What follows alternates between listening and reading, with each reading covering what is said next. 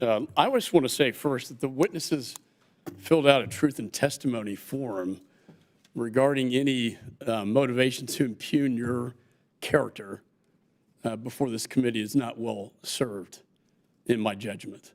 And perhaps for Mr. Davidson, since he missed your testimony, Mr. Pottinger, why don't you describe the difference between a sector-based approach and an entity-based approach? Congressman, if you're looking at an entity-based approach, that requires the U.S. government, probably Department of Treasury, to look at each specific company that it wants to prohibit Americans from investing in. So they actually have that authority from the executive orders that emerged from the late Trump administration and the early Biden administration. But only 68 companies, to my knowledge, were ever actually designated for prohibition on U.S.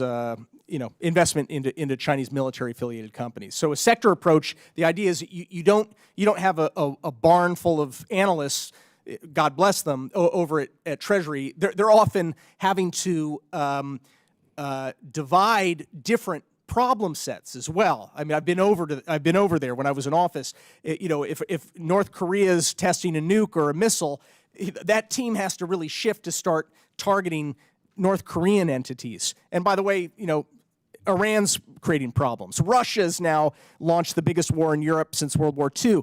That Treasury team is getting spread very, very thin. I know how hard they work. If you have a sectoral approach that just says, look, Americans, U.S. persons are not allowed to invest in these particular sectors that are relevant to China's military and surveillance state, as well as Russia's, North Korea's, and Iran's, it makes it simpler, and it's less resource intensive for the U.S. government. So it, in fact, provides more clarity to the private sector and businesses, correct? I would argue it provides more clarity, yes. And entity can be changed overnight in China, correct?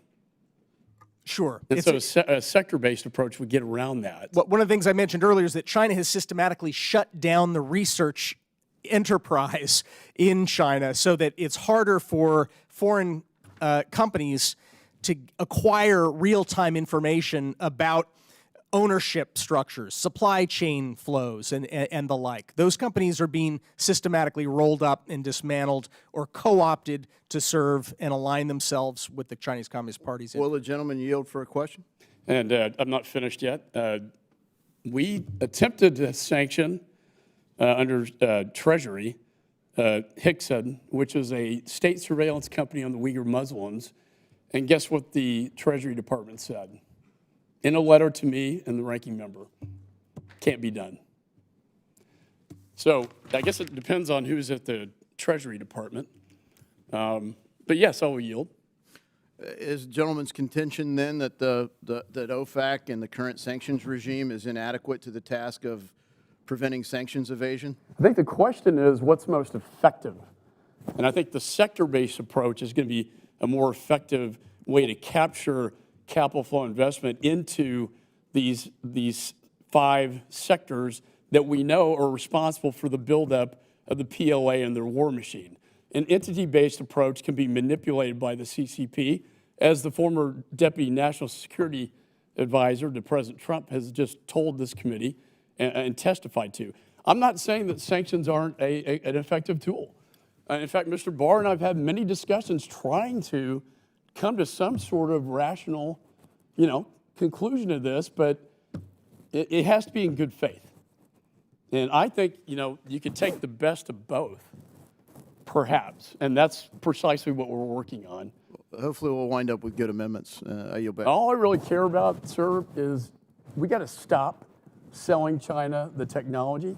We got to stop investing in their war machine, particularly at this dangerous time that we find ourselves in as we look at Taiwan and the Taiwan Straits, and you look at TSMC and semiconductors and the whole thing. So I appreciate your spirited debate. Chair now recognizes